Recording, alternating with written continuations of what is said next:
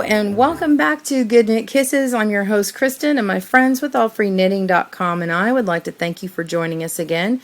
Today we are going to knit off a spool loom and make an icord, and it is going to go to our bag that we've made already here. We've made the base of the bag, the main body of the bag. We did a basic binding to cast it off. And I'm going to go ahead and show you how to finish off weaving this in, and then we're going to make the icord.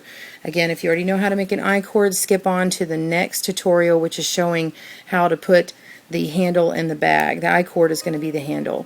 So we've got this extra here. What we want to do is just find a spot to work into.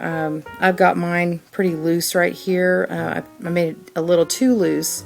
So what I'm going to do is going to make up some of the difference here and tug on that, and I want to go ahead and take it and pull it through, and then we're going to find another spot to go into.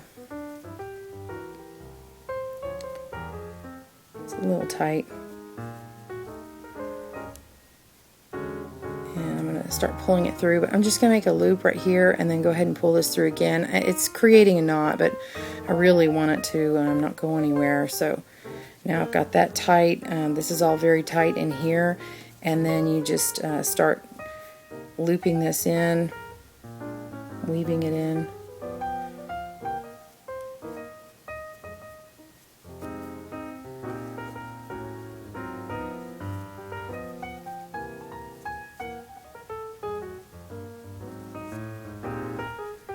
I'm not really trying to be pretty here. This is just going to be a beach bag. It's not trying to be really awesome or anything. But we're going to put this icord through here, and so it's going to kind of mask some of this. Oops. Okay, and then you can just cut off your extra strands. You've got that in there now. It's not going anywhere. So there's your bag, and you can see we've got the rows of 8 and then the sets with the 5, and then you're going to have this little spot here, and that's where the icord's going to go. You're going to take your material and you're going to make a slip knot, and actually make your tail pretty long because we're going to tie the ends together.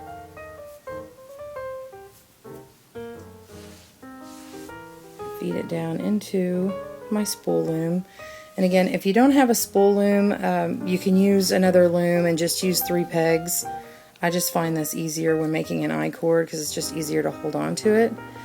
And we're going to double E-wrap the next peg and knit over.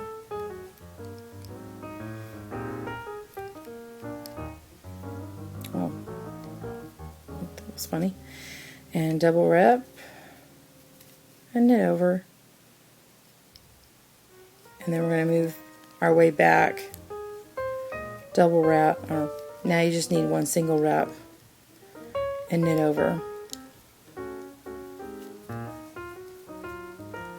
Now that we've got it casted on and done a couple, you can just wrap 2 pegs, knit over, and then wrap 2 pegs and knit over, and you're just going to keep going in that way until you get to the length of about 50 inches, 52, but one of the ways I'm doing it for this one is to take my yellow nifty knitter and measure from the starting peg and start wrapping my cord all the way around it once, and then one more time, but just halfway to the other side of the peg. So if you don't have a measuring tool, you don't need one. So that's how we're going to make it for this one. And the reason why is because it's roughly the circumference around here, and so we're making it long enough for it to have handles, and we're going to have a handle on this side and a handle on this side, or you can make it one long one. So keep going and join us back up when we cast off.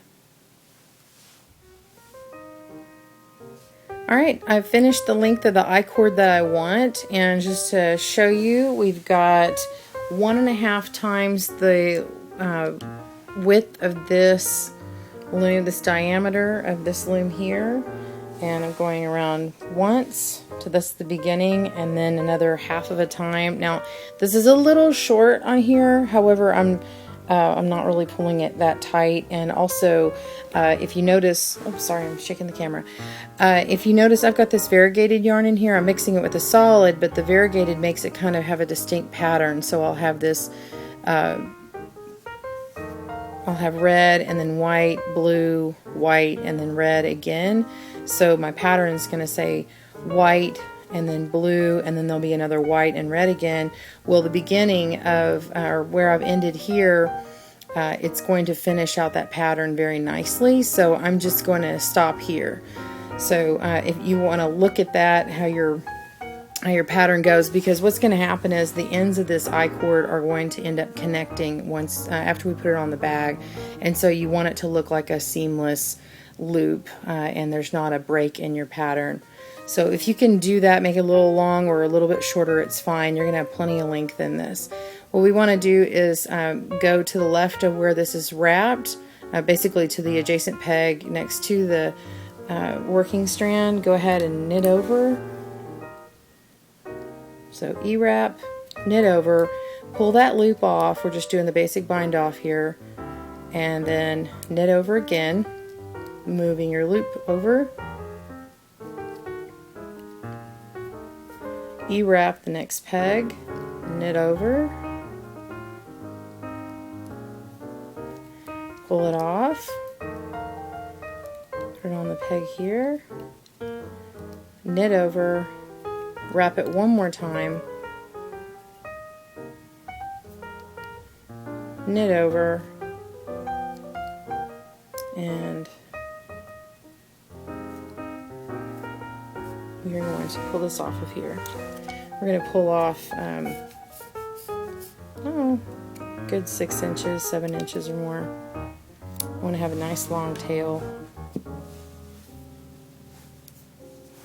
we're going to pull that out. And I've got this nice long cord with 2 ends on it. Now these are really long strands and you're not going to need them, but when I originally made the bag, I noticed that I ended up cutting them a little short, and when I went to weave it in, it just didn't look as nice and finished. So what we're going to do is we're going to show you in the next tutorial how to put these into the bag and then connect them up, and you'll be done. Join us again on the next tutorial.